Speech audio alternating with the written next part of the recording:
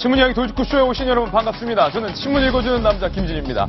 지금 이 시간 새누리당 국회에서는요, 새누리당의 의원총회가 열리고 있습니다. 이 의원총회, 유승민 원내대표의 거취를 결정짓는 결정적인 의원총회입니다. 과연 지금 이 시각 열리고 있는 이 의원총회에서 어떤 의견이 모아질지, 어제 최고위원회의에서는 결국 유승민 원내대표 사퇴가 불가피하다 이런 쪽으로 의견이 기울었는데요. 잠시 뒤 생생하게 속보로 이 의원총회 소식 전해드리겠습니다. 오늘자 조간신문 지금부터 저와 함께 하시죠. 먼저 동아일보입니다.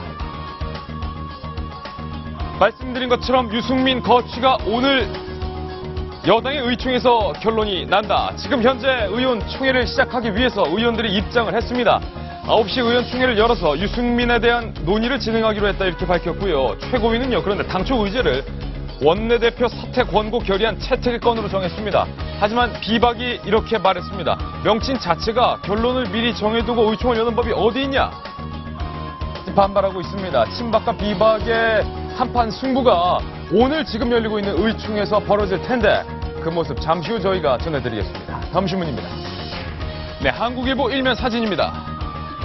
아마도 가장 고민이 깊은 건 유승민 원내대표일 겁니다. 어젯밤에 열렸던 긴급 최고위원회 회의 도중에 유승민 원내대표가 제가 이 자리에 있을 이유는 없을 것 같습니다 라고 박차고 나서면서 찍힌 사진이 바로 이 사진입니다.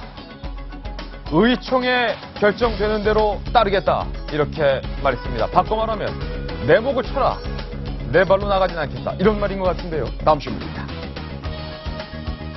그 내용이 바로 여기 나옵니다. 조선일보. 내 발로는 안 나간다. 차라리 내 목을 쳐라 라는 유승민 원내대표. 잠시 후 오늘 의원총회, 의총에서 과연 어떻게 결정이 될지, 다시 한 번 더 의원들은 유승민 원내대표를 지키기에 나설지 아니면 최고위원들의 뜻대로 밀어내기에 나설지 의원들의 결정에 주목해보겠습니다. 다음 신문입니다. 네, 이번에는 경향신문인데요. 경향 만평을 보겠습니다. 경향 만평은 바로 이겁니다. 배신하지 않는 동물을 여왕님은 좋아하신다는데 잠시 후 만평 더 자세히 저희가 전해드리겠습니다. 다음 한겨레신문입니다. 이번엔 한겨레신문 사회면의 사진 한 컷을 선정했습니다. 이 사진 정말 기가 막히게 찍힌 사진입니다.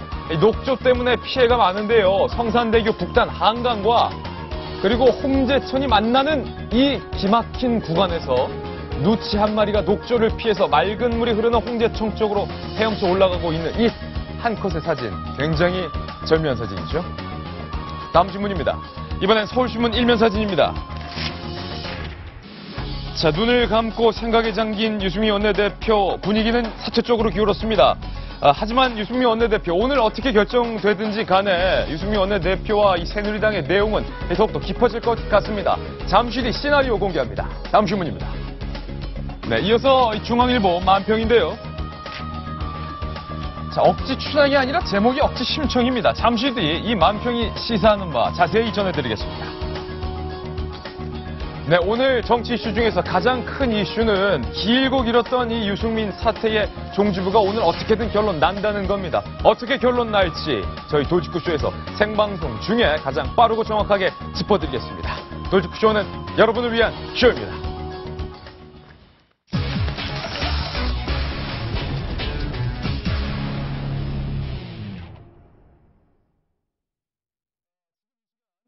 9시 10분을 지나고 있는데요. 국회 새누리당은요, 의원총회를 열고 있습니다. 이 의원총회에서 오늘 어떻게든 유승민 원내대표에 대한 거취 결정 짓겠다. 벌써 한 달 가까이 끌고 있는 유 원내대표의 문제 때문에 국회가 말이 아니다. 이런 말이 많았습니다. 의원총회를 위해 입장하는 김무성 대표와 여당 의원들의 모습 저희가 실시간으로 카메라로 담았습니다. 그 영상 살펴보시죠.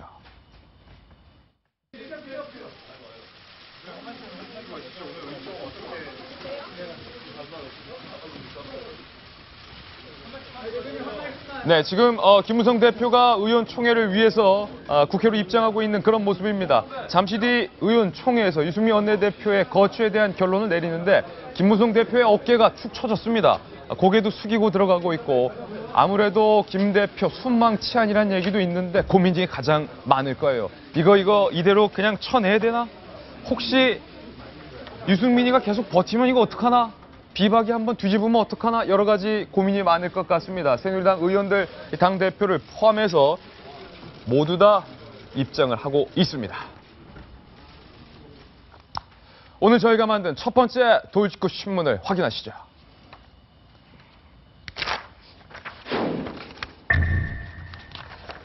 의원총회는 의원총회인데 제목이요. 희한한 의원총회입니다. 결론을 짓고 의원총회를 열었기 때문이죠. 희한하네. 유병수 기자입니다. 새누리당이 긴급 최고위원회를 열고 유승민 원내대표 사퇴 권고 결의안 채택을 위한 의원총회 소집을 결정했습니다. 160석의 거대 집권 여당 지도부가 소속 의원들이 선출한 원내대표를 끌어내리기 위한 의총을 열겠다는 볼성 사나운 상황이 연출된 겁니다. 그것도 단 5개월 만입니다. 가능한 표결로 가지 않도록 하는 노력을 하기로 했습니다. 그래서 권고 결의안 채택을 위한 의총이다 이렇게. 유 원내대표의 러닝메이트인 원유철 정책위 의장 역시 상처에 난 고름은 가능한 한 빨리 짜야 치유 시기가 빨라진다면서 의총 개최가 불가피하다는 점을 설명했습니다.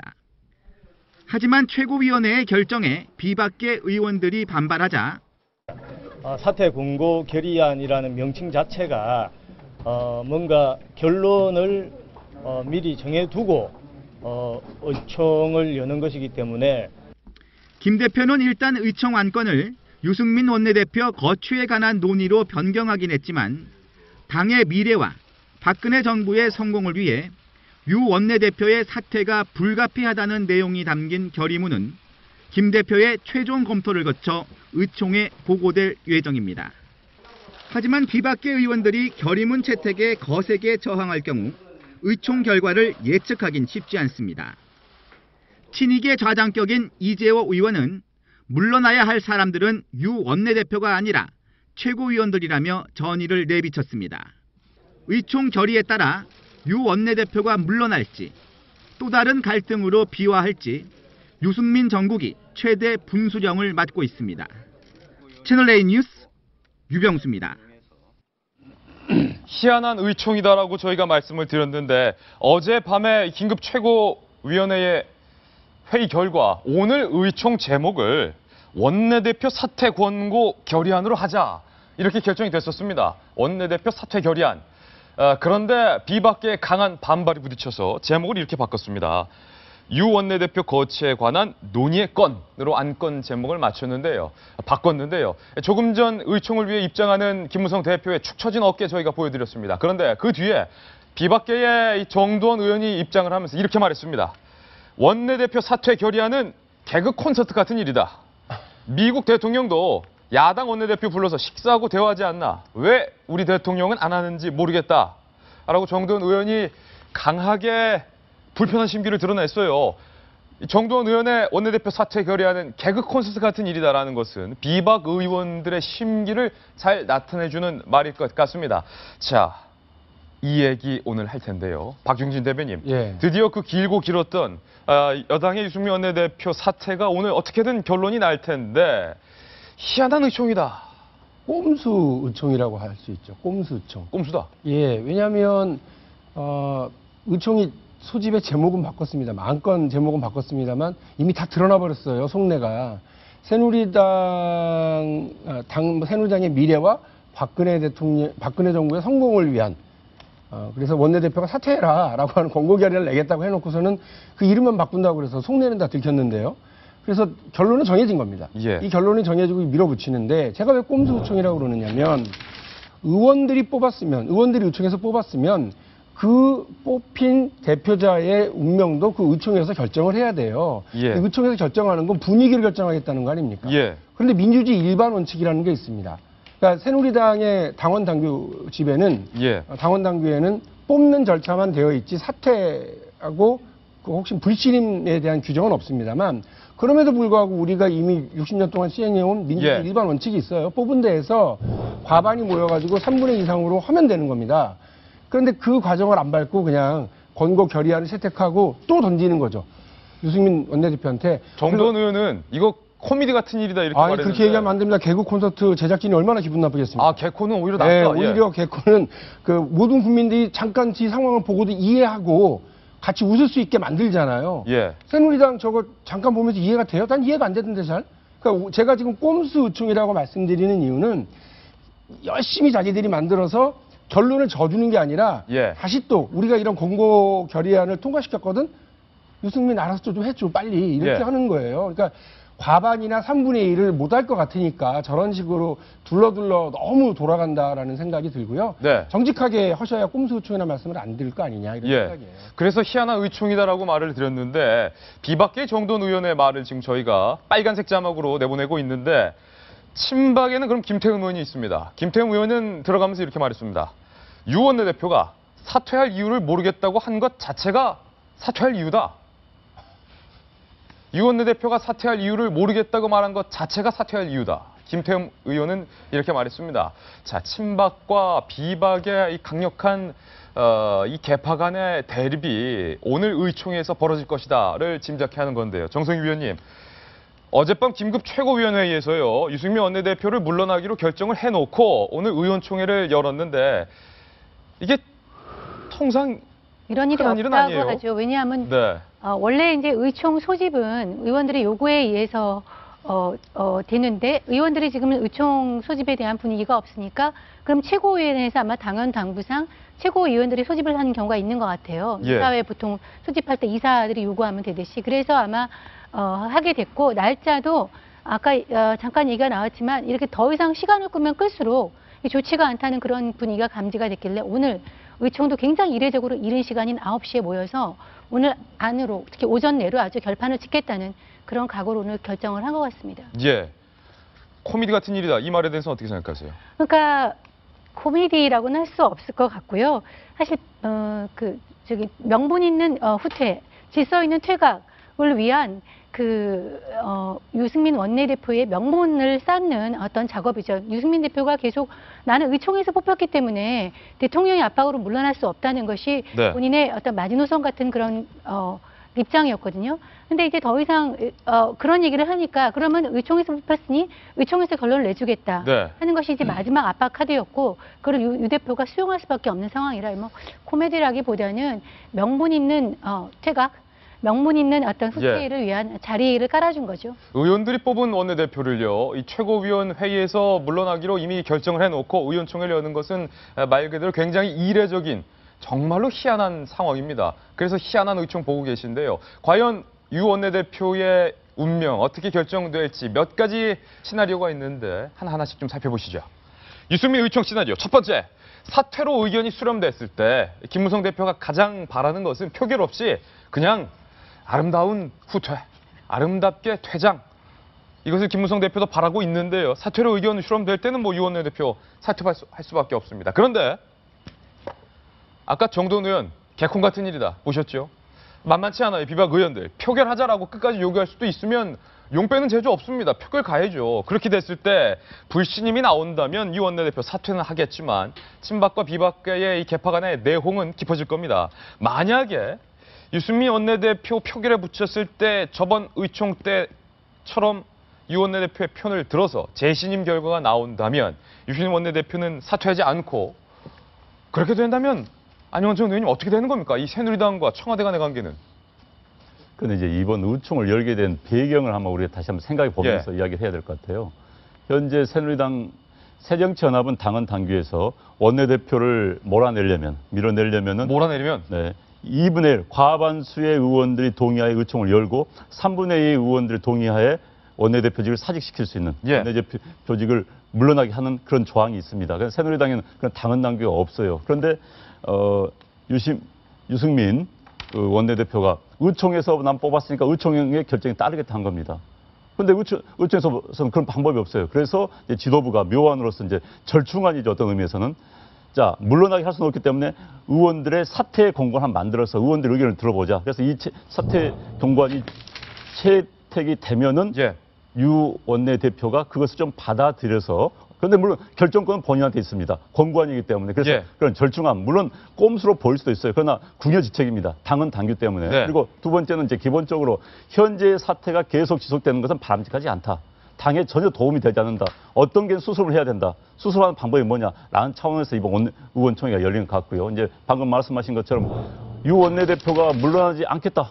예. 나 버틴다. 할 일이 없습니다. 아니, 만약 표결 가서 재심 나오면 그럼 더더욱은 할 일이 없는 거고. 예. 그런데 그 표결을 가지 않을 것 같습니다. 오늘은 재심 표결이 아니기 때문에 네. 권고안을 채택하냐 마느냐인데 설사 권고안이 채택된다 하더라도 유승민 원내대표가 난 안 나가겠다.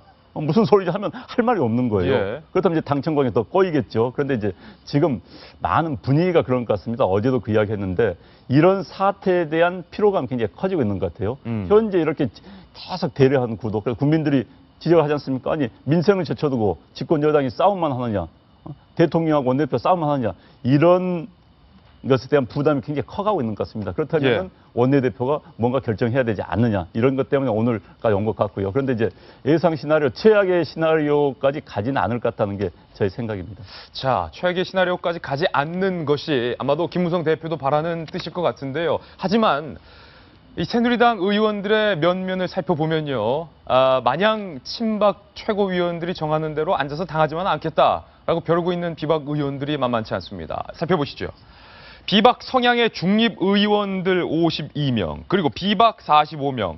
하지만 친박 37대 친박 성향 중립은 26입니다. 딱 보더라도 비박 대 친박 성향 이렇게 나눌 수 있는데요. 비박이 인원수, 소위 쪽수로는 더 많습니다. 밀어붙이면 이 표결도 어쩔 수 없이 될 수, 재신임이 날 수도 있다라는 건데, 오늘 조간신문들이요, 이 오늘의 새누리당 의총 유승민 원내대표의 운명을 결정할 오늘 이 순간을 빗대서 각각 만평으로 그렸습니다. 만평 3가지를 준비했는데요. 첫 번째 보신 만평은요, 이 경향신문 만평인데, 야, 이게 김무성 대표가 이 만평 보면은 상당히 기분 나빠할 것 같은데, 각하께서는 배신 안 하는 동물을 사랑하신다. 오늘 경향 만평입니다. 박근혜 대통령이 호호호 하면서 이 유승민 사태 권고안이라는 원반을 던졌는데요.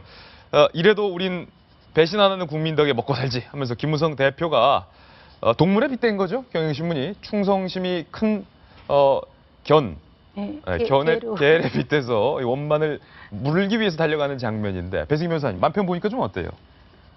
좀 김무성 대표가 과연 그런 걸까 생각이 드는데요. 네. 저는 이 유승민 원내대표의 이런 나가라는 자리는 사실 유승민 개인의 자리를 나가라고 하는 게 아니거든요. 원내대표 자리를 내놓으라는 거지 국회의원 본인의 정치를 하지 말라는 것이 아닌데 이렇게까지 해야 되나 싶기도 하고, 사실은 여당이 가장 중요한 이유가 어제도 봤지만 결국 민생 법안에 대해서 60개 법안에 대해서는 결국 여당이 다 표결을 할 수밖에 없는 상황입니다. 그만큼 여당과 당청 관계가 중요한데 여기서 국회법에 대한 부분도 본인이 사과했기 때문에 나가야 되는데, 저는 왜 원내대표 자리가 그렇게 좋은가, 그 자리에 대해서 나가지 않으니까 결국 김무성 대표만 예. 모양새가 안 좋게 되는 꼴이 되고, 여기 중간에서 당과 입장에도 그렇고 대통령과 입장에서도 그렇고 뭔가 저런 모습으로 비춰지게 하는 유승민 원내대표도 참 좋아 보이진 않는 것 같아요. 예, 박윤주 대변인. 네.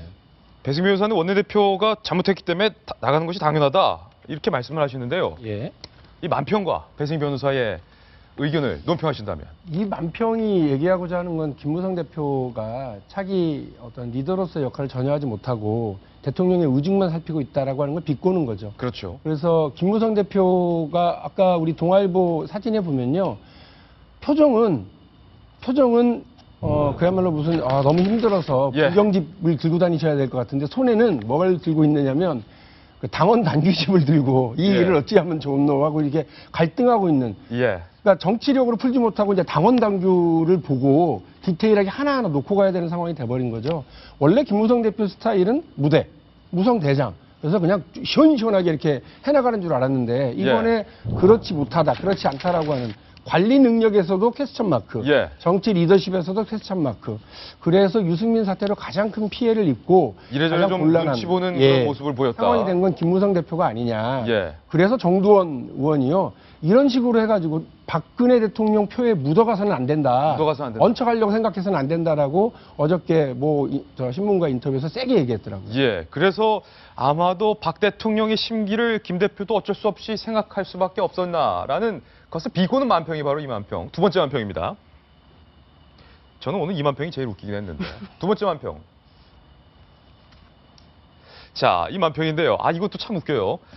얼마 전에 이 식인 물고기로 알려져 있는 피라냐가 대한민국 한 호수에서 발견이 돼서 난리가 났었는데, 여왕님의 동물이 될게요, 피라냐. 동물은 배신하는 데 좋다, 박 대통령. 먹이로 준 유승민 원내대표 던져넣었는데, 정 의원님, 어떤 만평이에요, 이거? 이거는 이제 피라니아는 친박계 의원들을 상징하는 거죠. 물었나 이거죠? 이제 피라니아는 알다시피 이제 식인 물고기로 알려져 있는데 유승민이라는 먹이를 들고, 근데 특히 이제 피라니아는 집단적으로 행동하잖아요. 그러니까 이거는 대통령 한 마디에 그 아무 생각이 없듯이 이제 그 말을 반복하면서 유승민 주기에 앞장서고 있는 친박계 의원들의 행태를 이제 비판한 만평입니다. 세 번째 만평 넘어갑니다. 세 번째 만평 제목은요, 억지 춘향이 아니라 억지 심청입니다. 중앙일보 만평인데, 자, 박용진 대변인, 원래 억지 춘향인데 심청이는 본인의 의사로 사실은 요 밑에 것도 좀 안 나왔으면 좋겠네요. 그림을 가리지 않았으면 좋겠는데요. 심청이는 본인의 의사로 뛰어든다지만 억지 심청이에요. 이거는 저 김무성 대표가 뒤에서 자자 더 큰 물에서 논다 생각하고 밀어 넣었는데, 이 만평이 적절합니까? 잘 보면 뒤에 보면 청와대가 있어요. 청와대 있어요. 청와대가 무서워서 등 떠미는 딸 같은 유승민을 등 떠밀어서 인당수에 보내려고 하는데요. 이재호 의원이 그렇게 얘기를 했어요. 일은 최고위원회가 다 저질러 놓고 왜 책임은 원내대표에게 뒤집어 씌우냐, 희생양을 만들려고 하느냐, 이런 거거든요. 제가 오늘 아침에 들었던 그 두 개의 동화가 있는데, 하나는 이제 그 심청이의 그런 상황이었어요. 똑같네요, 저거는. 또 하나는 은혜 갚은 두꺼비에 나오는 큰 지네가 마을에 나타나니까, 큰 지네가 마을에 나타나니까 주인공인 그 처녀를 또 꽁꽁 묶어가지고 마을에 장정들과 어른들이 꽁꽁 묶어가지고 지네 그 동굴 앞에 갖다 놓고 희생양으로 삼는, 그래서 나중에 두꺼비가 나타나서 그 지네랑 싸워서 두꺼비가 지네를 이기는 은혜 갚은 두꺼비라고 하는 우리 전래 동화가 있어요.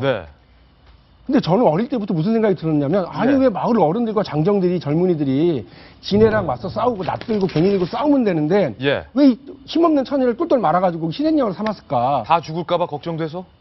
그런 데문입니다. 오늘 비슷한 느낌을 저 자꾸 가져요. 유승민이라고 하는 희생양, 이런 느낌이 많이 들어요. 안용환 의원. 이제 전체적인 기류가 그런 것 같습니다. 신문을 쭉 보면요. 보수 신문은 자, 유승민 대표 결정해라. 정말 자진에 뛰어내려라. 근데 이제 이른바 진보 좌파 신문은 김무성 대표 이제를 공격하고 유승민을 옹호하는 이 구도가 신문도 굉장히 나눠집니다. 아니, 저것도 그림, 근데 중앙일보 그림이 좀 그런 뉘앙스는 있어요. 그런데 전체적으로 볼 때 왜 야당이 그럴까? 왜 야당이 유승민 더 버티라고 그럴까? 그런 생각을 한번 해봤습니다.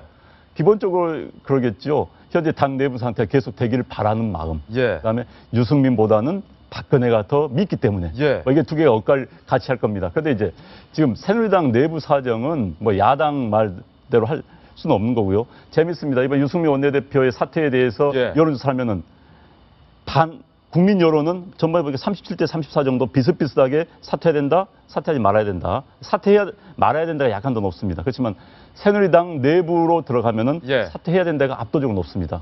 그런데 이제 당 지도부는 이 문제는 엄밀히 말하면 당 내부의 문제입니다. 그래서 당심을 따를 수밖에 없는 게 현실이고요. 두 번째는 이 부분은 저는 개인적으로 정치인들에게서 캐릭터 리스크, 캐릭터로 비롯된 리스크가 굉장히 큰데, 박근혜 대통령으로 말미암은 캐릭터 리스크도 컸지만은 유승민 원내대표로 말하면 캐릭터 리스크도 굉장히 컸습니다. 두 사람이 충돌을 한 거죠. 그런데 이제 당 입장에서 볼 때, 자, 두 사람이 충돌했다.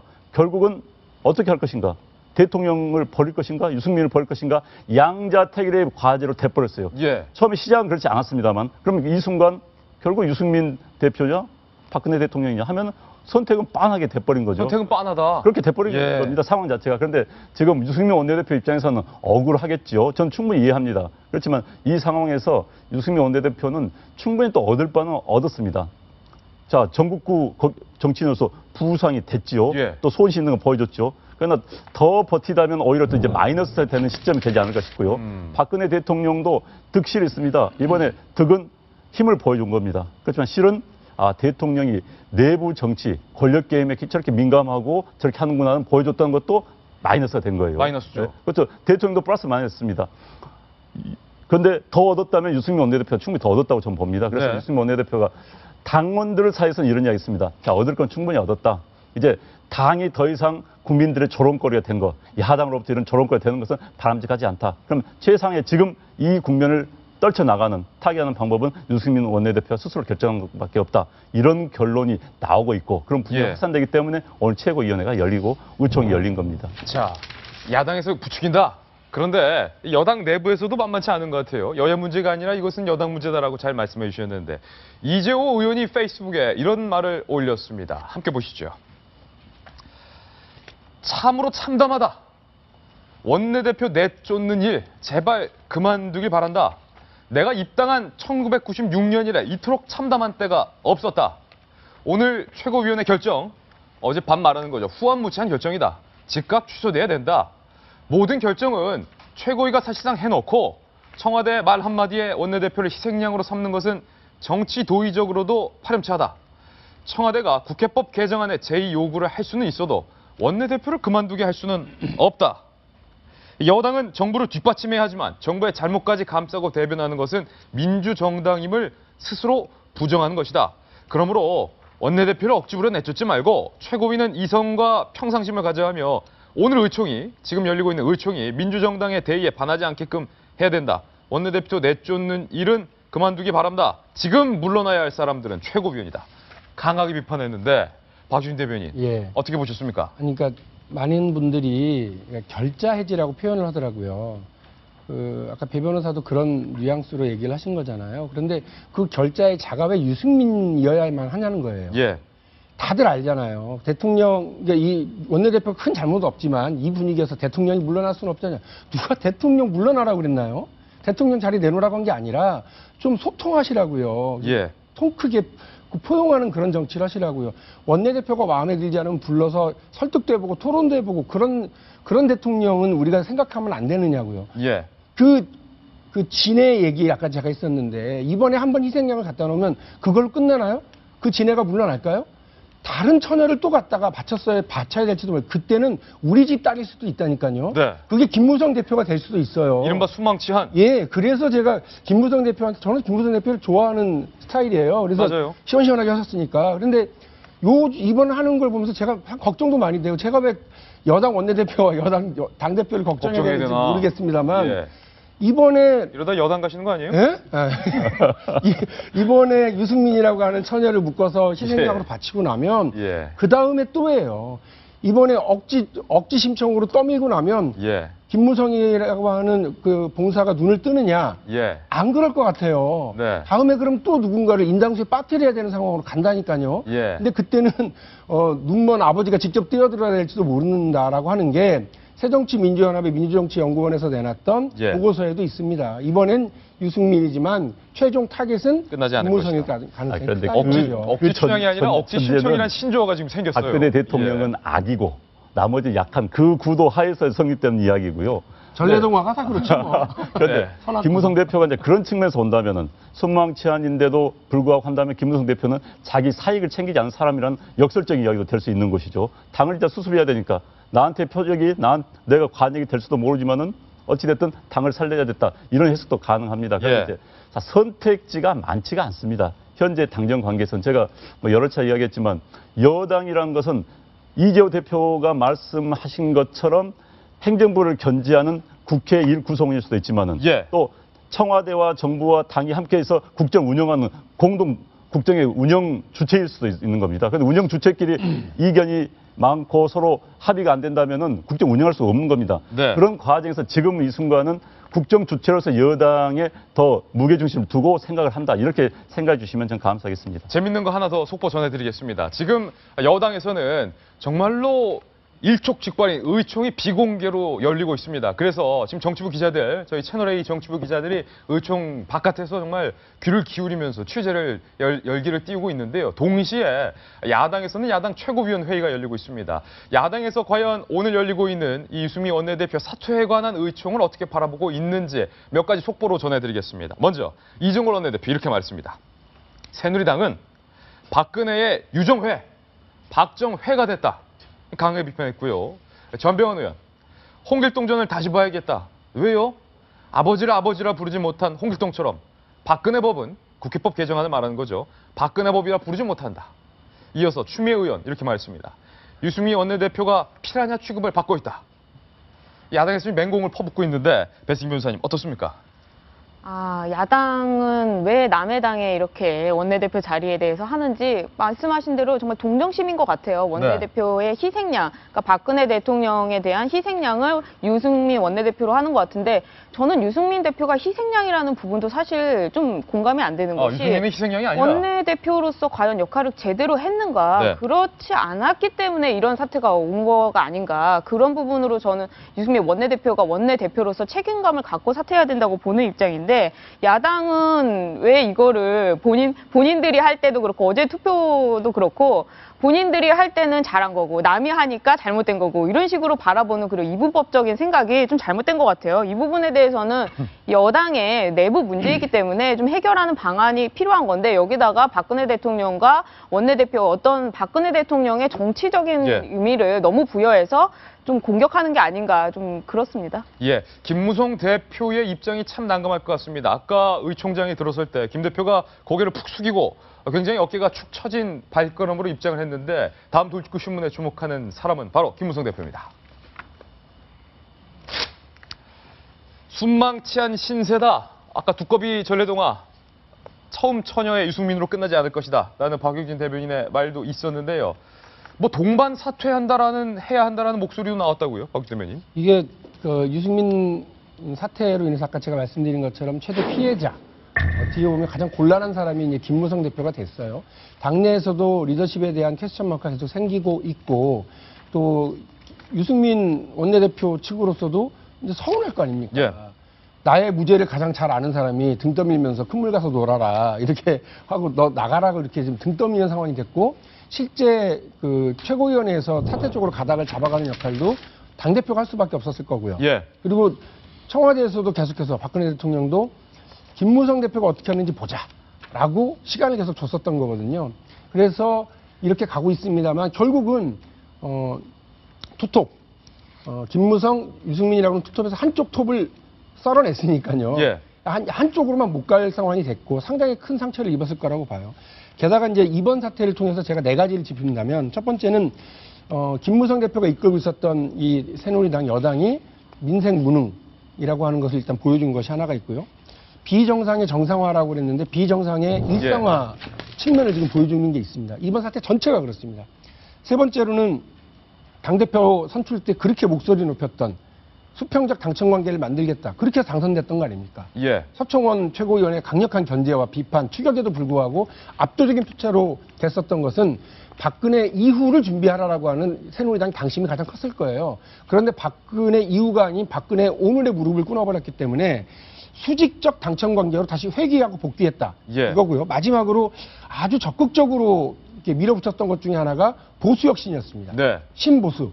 이렇게 쫙쫙쫙 나가는 거였는데 이게 이제 보수 망신으로 끝나는 상황으로 가고 있어요. 그래서 유승민 원내대표는 몰아내고 또 본인은 수직적 당청 관계에 무릎 꿇는 상황으로 가는 거 아니냐. 가장 어려운 상황에 놓인 건 유승민이 아니라 김무성 대표다. 자, 지금 의총 한창 시작되어 있는데요.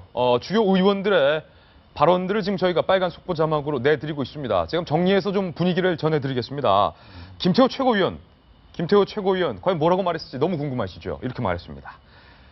도인 같은 말을 하셨어요. 먹구름 지나면 맑은 하늘이 보일 것이다. 여기서 먹구름은 유승민 원내대표를 의미하는 것 같아요. 사퇴하면 지금 사태가 진정될 것이다. 먹구름 지나면 맑은 하늘이 보일 것이다. 김태호 최고는 이렇게 말했고요. 정도원 의원, 아까 제가 개콘 같은 일이다 이렇게 말했다는 발언도 소개해드렸는데 당청 대화촉구 결의안을 제출하자. 청와대가 왜 대화를 못하느냐 이런 발언 나왔습니다. 그리고 김태흠 의원은요. 아까 말씀드렸듯이 사퇴 이유 모른다는 것 자체가 사퇴 이유다. 조혜진 의원은 이렇게 말했습니다. 원한다면 표결할 수 있다. 그냥 얼렁뚱땅 이렇게 넘어가면 안 된다. 이런 의미죠. 그다음에 김용태 의원은 반드시 표결해야 한다. 라는 이 비박계의 기류도 전해지고 있습니다. 야당에서는 이종걸 원내대표가 새누리당은 박근혜 대통령의 유정회, 박정회다라고 말하는 것에 이어서 문재인 당대표가 이렇게 말했습니다. 대통령이 여당의 원내대표를 쫓아내는 모습이 민망하고 서글프다. 문재인 대표는 대통령이 여당 원내대표를 쫓아내는 모습이 민망하고 서글프다. 정석희 위원님, 지금 여야 주요 의원들의 발언들을 쭉 소개해드렸는데 어떻습니까? 의총이 예상보다 굉장히 뜨거울 것 같습니다. 뜨겁습니다.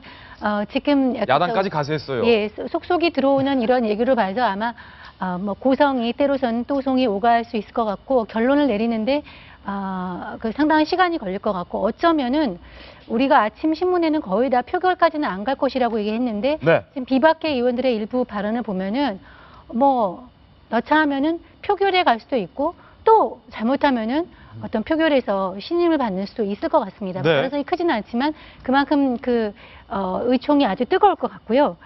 결국은 이제 아까 우리 안 전 대변인이 얘기했듯이 큰 흐름에서 의총 자체에 대해서는 뜨겁겠지만 큰 흐름이 이제 물 건너간 것 같은 느낌은 좀 들거든요. 예. 그러니까 그 대세에 있어서 오늘 의총에서마저 지나가게 되면 정말 이 전국이 꼬일대로 꼬여서 정말 난맥상이 되는 상황이라 밖에서 보는 큰 기류는 이제 사태가 불가피할 것으로 보이는데 네. 의총 내에서는 아마 경론이 있을 것 같습니다. 섣불리 어떤 결론이 나온다고 예단하기가 쉽지가 않을 것 같네요. 야당에서 지금 지원 사격 아닌 지원 사격을 비박계와 함께 하고 있는 야당은 그럴 형평이 모양새인데 안 해. 지금 오르갖고 자꾸만 듣고 있으니까. 이종걸 원내대표 한마디 더 했습니다. 신조를 만들어내셨어요. 야당은 참 신조 제조 능력이 좋아요. 프레지던트 오블리제, 노블레스 오블리주가 아니라 프레지던트 오블리주. 대통령으로서의 의무는 없고 권리만 누린다. 자, 박경지 대변인. 예. 야당에서도 이게 지금 계속 비박 의원들과 함께 이렇게 원내대표 얼렁뚱땅 몰아내서 안 된다. 좀 가세하고 있습니다. 딴 얘기 해야지. 저 이런 상황에서 어떻게 네. 아무도 못 들어가잖아요. 예. 저 북도 바깥으로 좀 밀려나가 있는 거거든요, 기자들이. 예. 그러니까 귀대기도 안 돼요. 뻗치기만 하고 있는 건데 어떻게 귀대기는 벽에 귀를 대고 잘 그렇죠. 이게 듣는 거. 너무 전문 용어인가? 뻗치기는 문 밖에서 기다리고 서 있는 거. 근데 어떻게 하느냐면 저 의원들만 들어가 있는데 친한 의원들한테 문자 와요. 기자들이 계속 이렇게 예. 문자를 보내거나 카톡을 하면 자기가 유리한 얘기를만 하잖아요. 예. 자기가 했던 얘기 해줄 예. 거 아니에요. 근데 그거를 다 종합을 해서 모아보면 의총이 생생하게 바로 거의 실시간으로 나올 그래서 여러분들이 지금 돌직구 쇼를 보셔야 되는 그렇죠, 이유가 그렇죠. 지금 저도 계속 이 핸드폰 생방송에 딴 건 보면 안 되겠지만 이 의총 분위기를 계속 지금 문자로 여러분들에게 가장 발빠르고 정확하게 입체적으로 전달해 드리고 있는 게 방금 박 대변인이 말한 그거예요. 이제 물으신 말씀을 대답하겠습니다. 그러니까 야당으로서 사실은 저는 그러니까 제가 이 사건 초기부터 유승민 일병 구할 시기가 아니다. 네. 민생 행보해야 지금 이 상황에 민생 행보해야 된다라고 얘기를 했고 너무 과하게 가지 마라. 예.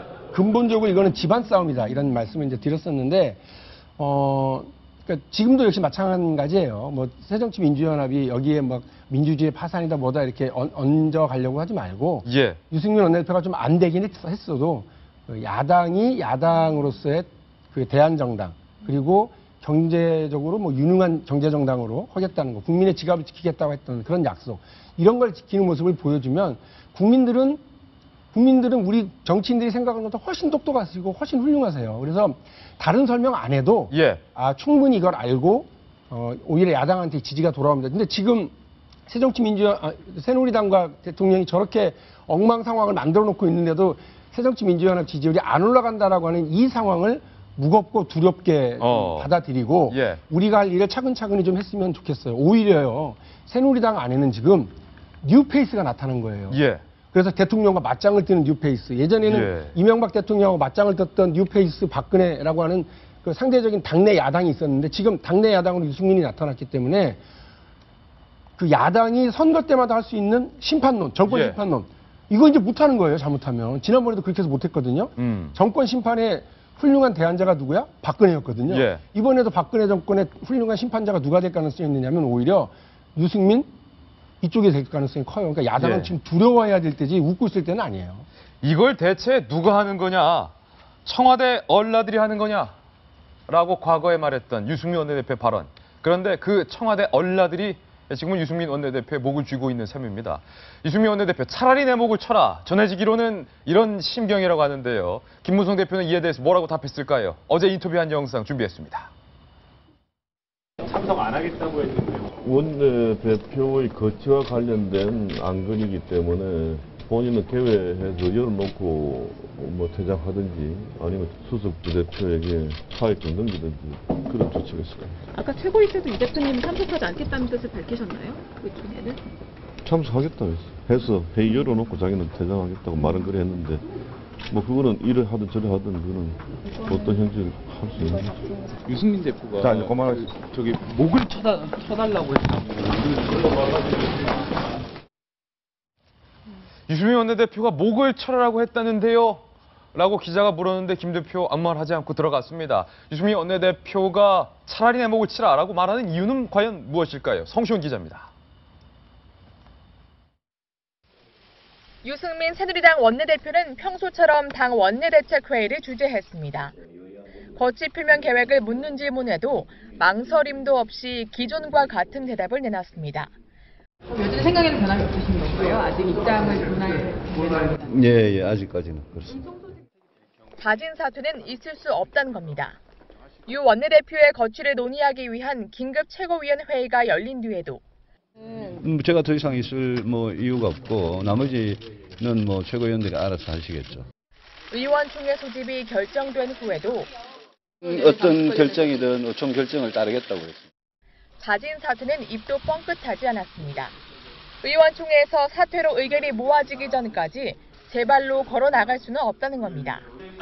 이러한 유 원내대표의 강경한 입장은 청와대와 친박계의 일방적인 압박에 등 떠밀리듯 물러날 수는 없다는 의도로 풀이됩니다. 새누리당의 한 의원은 유 원내대표는 친박이 몰아세우면 더 버틸 것이라며 그게 유 원내대표의 성격이라고 밝혔습니다. 또 다른 의원은 만일 순순히 물러나면 당이 앞으로도 대통령 말 한마디에 좌지우지 될 수 있다는 생각 때문일 것이라고 설명했습니다.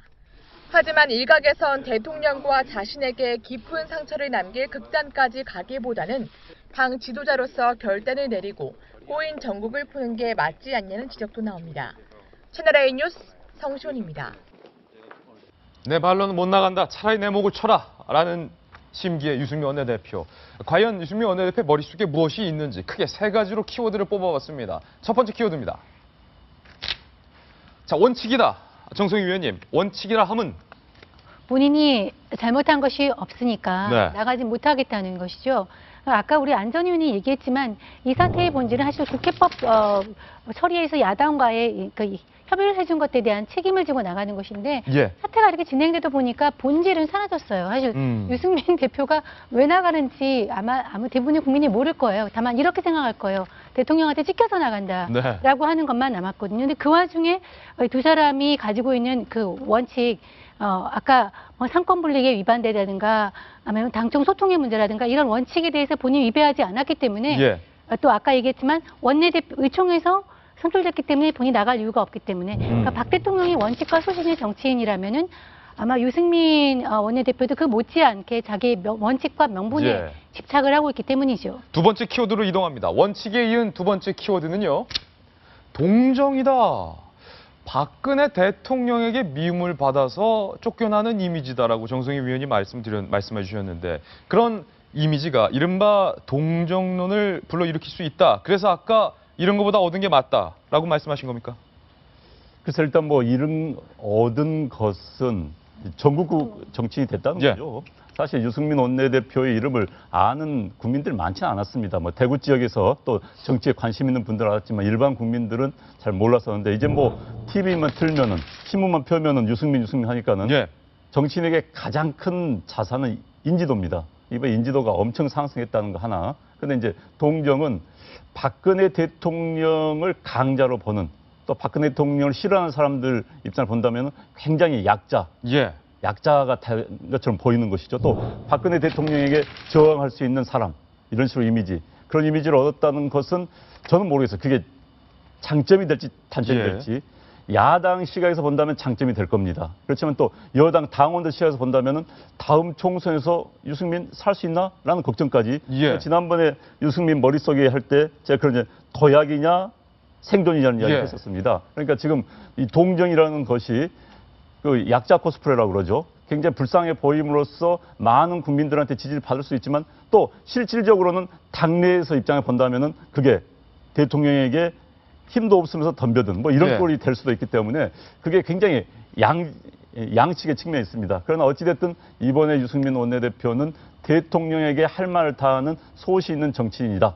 라는 이미지는 충분히 얻었습니다. 예. 이분이 이제 전략가로 통했었죠. 유승민 대표 전략가죠. 그렇죠. 그래서 이제 본인 정치 인생의 최대 기로에 서 있는데 아마도 약자의 모습을 연출해서 비박계에서 대표 주자로 서는 거를 염두에 든 것 아니냐. 이게 철저한 전략이다. 철저한 계산하에 이루어진 것 아니냐라는 것이 오늘 분석에 좀 나와 있습니다. 그런데 국민들이 지금 나간다 하더라도 몇 명이나 뭐 유승민 대표가 잘못했겠냐, 또 뭐 박 대통령한테 찍어 나갔다, 나쁘게 생각하지는 않을 텐데 네. 아마 그런 부분 때문에 본인이 좀 버티기를 하는 것이 아니냐, 이런 동정심을 유발해서 차후 대권 주자로 나가기 위한 포석이 아닌가, 그런 분석도 있습니다. 지금요, 이 여당에서 의총이 열리고 있지 않습니까? 유승민 원내대표 사퇴권에 대한 의총이 열리고 있는데 불참자 중에 이 딱 2명을 좀 주목해봤으면 좋겠는데 첫 번째 불참자는요, 유승민 원내대표.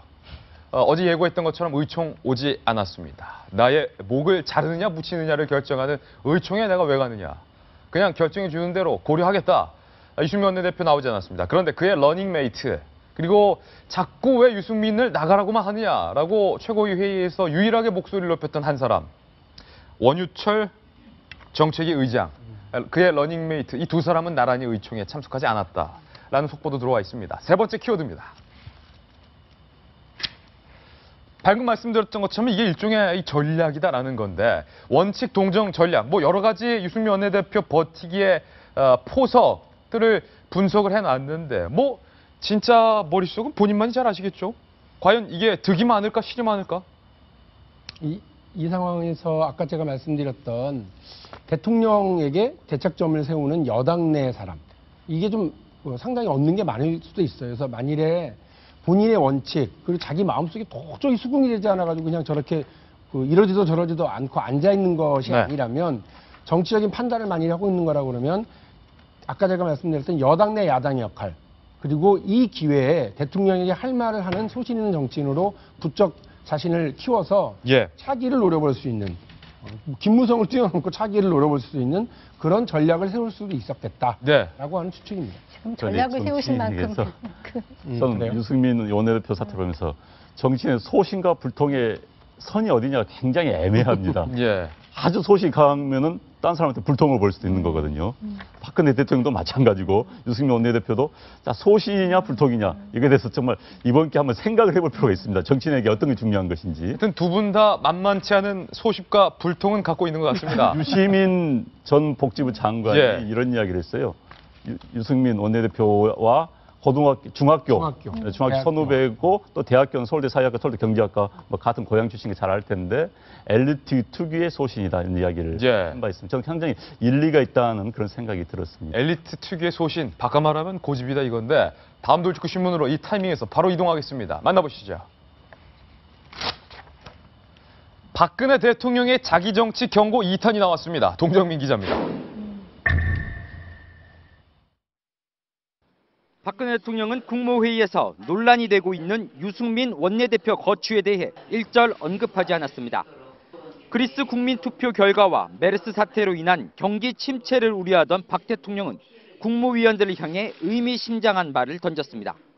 국무위원들께서도 국민을 대신해서 각 부처를 잘 이끌어 주셔야 합니다. 여기에는 개인적인 행로가 있을 수 없을 것입니다. 지난달 국무회의에서 경제 살리기 법안을 통과시키지 않는 국회의원들을 향해 자기 정치만 한다고 비판한 것과 맥이 닿아 있는 발언입니다. 정치는 국민들의 민의를 대신하는 것이고 국민들의 대변자이자 자기의 대변자이지 자기의 정치 철학과 정치적 논리에 이용해서는 안 되는 것입니다.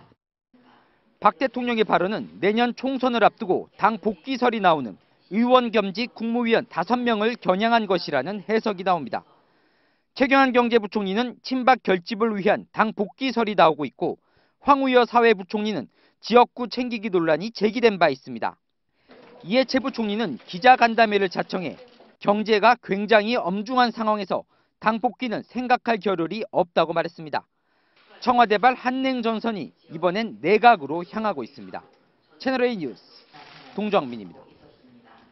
자, 내각을 향해서 정성희 의원님, 박 대통령이 자기 행로는 있을 수 없다, 자기 정치만 생각하는 배신의 정치 1탄 유승민 원내대표를 향했다면 이번에 개인적 행로 있을 수 없다 말하니까 최경환 경제부총리가 바로 경제가 이런데 어떻게 제가 복귀합니까? 바로 반응 나오네요. 사실은 최경환 장관은 언론 보도에서 뭐 복귀설이 나왔는데 안팎에서는 그 보도가 좀 틀렸다 이런 얘기 많이 나오고 네. 본인이 이번에 추경 통과에 대한 의지도 상당히 강하고 지금 경제가 안팎으로 굉장히 어려워서 연말까지 가겠다는 의지를 굉장히 내비쳤다고 해요. 예. 그래서 그런데 이제 바깥에서는 지금 당 상황이 이러니까 유승민 포스트 유승민 이후에 누가 친박의 구심점이 될 것인가 해서 시나리오를 쓰다 보니까 최경환이 복귀해야 된다는 얘기가 당에서 나왔던 모양인데 제가 알기로도 본인이 뭐 그럴 의지는 없는 것 같아요. 그렇지만 황우여 장관 같은 경우는 좀 상당히 좀 설이 제기가 됐습니다. 지역구 상당히 많이 챙기시는 모습. 마음이 딴 데 가 있다. 예. 또 교육개혁 이거 진행되지 않는다. 이런 내용이 좀 상당히 나오고 있었거든요. 예. 근데 그런 거와 관련해서 통체적으로 내각에 특히 내년 총선을 바라보고 있는 5명의 그 국회의원들을 겨냥해서 한 말이 분명한 것 같고요. 아마도 제 느낌으로는 최경환 장관이 연말까지 가거나 다 그 출마를 안 할 가능성도 있고 다른 사람들은 굉장히 이제 바짝 시쳇말로 쫄면서 대통령실을 보고 있을 것 같습니다. 눈치 봐야죠. 이거 이 판에 지역구 한번 챙겼다가 내각 장관 중에서 제2탄 유승민이 되면 어떡하나 이런 걱정 많이 할 거예요. 그러니까 내년 총선을 겨냥한 장관들이 많으니까 지금 좀 느슨하게 하고 있는 것 같아요. 청와대 안에서도. 그렇기 때문에 박 대통령이 이번 기회에 좀 기강을 잡겠다. 이번 전환점이 지나면 잡을 수 없다라는 생각으로 어제 원론적인 얘기를 하신 것 같은데 실제로 내년 총선 때문에 지금 그 장관들 일하는 거에서는 굉장히 느슨하다고 합니다. 그래서 박 대통령께서 굉장히 주의를 준 거죠. 지금 총선 하면은 장관이고 뭐고 없다. 그러니까 나 가지 마라라고 얘기했는데 사실 의원들 입장에서는 총선이 중요하지 뭐 장관 자리가 중요하겠어요. 그러다 보니까 아마 그런 기강회의 안에서 나온 원칙적인 얘기가 아닌가 생각이 듭니다. 근데 이게 원칙적인 얘기라서요. 사실은 그 뉴스가 되면 안 돼요. 근데 뭐냐면 우리가 보통 미묘하잖아요. 멸사봉공 이렇게 얘기하잖아요. 타이밍이 미묘하잖아. 전체를 위해서 개인을 좀 이렇게 낮추는. 근데 말하시는 분이 무섭잖아요. 그러니까 이 박근혜 대통령이 요 상황에서 요 얘기를 한 이유를 5만 가지 생각과 상상을 하면서 최경환 부총리는 탁 튀어나와서 저는 절대 사적인 사람이 아닙니다. 분명히 이제 얘기를 하게 됐죠. 근데 재밌는 건 그 비슷한 얘기를 김무성 대표도 한 적이 있어요. 언제요? 의원들을 뽑아다가 장관으로 데려갈 때 개혁 성공 못하면 돌아올 생각하지 마세요. 농담이시죠? 농담 아닙니다. 개혁 성공 못하면 돌아올 생각 못해요. 했는데 지금 나가는 의원들 돌아오지 말아요. 엄청나게 두드러맞고 돌아와서 이렇게 아무 말도 못하고 계신 분이 이완구 의원. 총리로 나갔다가 거의 그냥 이렇게 돼서 돌아와 계시고 나머지 분들은 지금 돌아오려고 할 때 대통령이 어디 개인적 행로를 어디가 점점점 하고 계셔서 이도저도 못하고 있는 좀 불쌍한 정치인들이 좀 있네요. 저건 대통령의 소신입니다. 소신이다. 대통령은 저는 뭐 대한민국에서 애국심에 관한 한 박근혜 대통령을 넘어서는 사람이 많지 않다고. 그럼요. 그다음에 사익을 버리고 내 몸을 국가, 민족에 바친다는 그런 의식은 뭐 박근혜 대통령을 따라 나올 사람이 좀 많지 않다고 봅니다. 넘버원이죠. 대통령 입장에서 본다면은 아니 장관들이 국사, 나란 일을 하는데 왜 개인적인 걸 생각하고 개인적인 행로를 고민하고 하느냐. 제가 보기엔 대통령 이해를 못할 겁니다, 아마. 그런 정치인들의 모습에 대해서. 또 열심히 하다가 나가서 선거하면 되는 것이지. 물론 장관들은 이러겠죠. 대통령이야 워낙 뭐 인지도가 높기 때문에 언제든지 선거나 떨어지지 않지만 우리는 그러다 나가면 떨어집니다. 이런 생각을 할 수도 있지만 대통령은 아마 그런 거 이해를 못할 겁니다. 왜? 국가를 위해서 공직자가 몸을 다 바쳐야지. 그래서 뭐 대통령의 평소 소신, 마음가짐, 철학이 아마 나온 이야기가 아닌가 싶습니다. 이번에 대통령이 유승민 대표한테 보여주는 그런 기계와 소신과 그런 의지력으로 내각도 확 다 잡아서 정말 한번 경제도 좀 살리고 경제도 살리는 건 물론이고 정말 대통령 저는 지금 국회의원 출신 장관들이 뭐 돌아가지 않았으면 좋겠어요. 그래서 한번 정말 뭔가 좀 보여줬으면 좋겠어요. 지금 현재 저희가 계속 말씀드린 것처럼 새누리당의 의원총회가 아직 한창 열리고 있습니다. 1시간 1분여 가량이 지났습니다. 이제 슬슬 의원들의 의견이 모아지고 있는 이 시점입니다. 아마도 빠르면 저희 돌직구쇼 생방송 안에 의총 결과가 나올 것으로 보입니다. 나온다면 어떤 방송 프로그램보다 가장 발빠르고 정확하게 저희 돌직구쇼에서 새누리당의 의총 결과를 심층적으로 전해드릴 것을 약속드리면서 오늘의 신사동 그 사람으로 이만 넘어가겠습니다. 첫 번째 신사동 그 사람을 만나보시죠. 사람은 아니고 떡볶이인데요. 떡하니 유통된 대장균 떡볶이다. 어허, 안용환 전 의원님. 대장균 떡볶이가 떡하니 유통이 됐다. 이 먹거리 갖고 장난치는 사람들 제가 제일 싫어하는데요. 네, 저도 좀 읽어보고 좀 어처구니 없네요. 예. 우리들이 떡볶이를 많이 먹고 있는데 떡볶이에 쓰는 떡 판매 네. 국내 1위 업체가 송악식품이라는 업체랍니다. 송악식품 저 떡 많이 먹었는데. 네, 그렇죠. 송악식품이 이번에 인천 중부경찰서에 이제 적발이 됐어요. 식품위생법 위반 혐의로. 그런데 이제 그 혐의가 참 놀랍습니다. 2013년부터 올 1월까지 자체 연구소에서 분석해 본 결과 예. 대장균을 발견했어요. 떡에서. 아니 스스로 대장균을 발견했군요. 그럼에도 불구하고 알고도 이마트, 홈플러스 같은 대형마트에 다 납품을 한 겁니다. 어허. 그리고는 또 작년에는 자기들이 이제 쌀로 떡볶이를 만드는데 쌀에서 애벌레가 발견이 됐어요. 예. 그런데 이 애벌레를 죽이기 위해서 맹독성 농약을 확 뿌리고 나서 죽인 다음에 또 그래서 또 납품을 했어요. 에피띱이라고 하죠. 그렇죠. 그리고 또 더 참 웃긴 이야기는 예. 대장균이 검출돼서 이제 대형마트에서 반품이 되어 온 겁니다. 그렇죠. 이것을 파주의 한 저소득층 지원 단체에 기부를 했습니다. 기부를 해서 저소득층이 먹었겠죠. 그리고 나서 기부를 하고 나면은 우리 세금 체결해야 됩니다. 기부금 세제 혜택까지 받았어요. 예. 참 어처구니가 없는 이야기죠. 그다음에 거짓으로 뭐 식품 관련해서 거짓 인증을 받기도 하고 참 먹거리 가지고 장난치는 업체인데 이건 양심의 문제를 넘어서 참 정말 너무나 깝깝한 이야기입니다. 비상식적인 그렇죠. 행동이네요. 작년에 이 업체가 520억 원의 매출을 올렸는데 떡 매출이 350억 원. 어허. 결국 350억 물론 단지 어쩐지 모르겠습니다만 상당수가 이런 몰양심적인 방법으로 팔아서 번 돈이라는 생각이 드니까 참 확실한 것은 저 송악식품이 이 대장균이 발견돼서 유통이 되면 안 되는 떡을 저소득층이 섭취해 온 것은 확실하고요. 대장균이 자체적으로 발견이 됐는데도 불구하고 대형마트들의 유통을 해온 그 떡을 저와 여러분이 먹었을지도 모르는 일인 것 또한 확실한 것 같습니다. 정승희 위원님. 먹은 게 틀림없습니다. 예. 제가 아까 여기 떡의 업체에 그 어떤 나온 식품에 그걸 봤더니 우리가 잘 가는 떡볶이 집에 들어가는 그런 떡볶이도 많이 했더라고요. 그래서 그렇다면 거의 확실하게. 거의 모든 국민이 먹었을 거고요.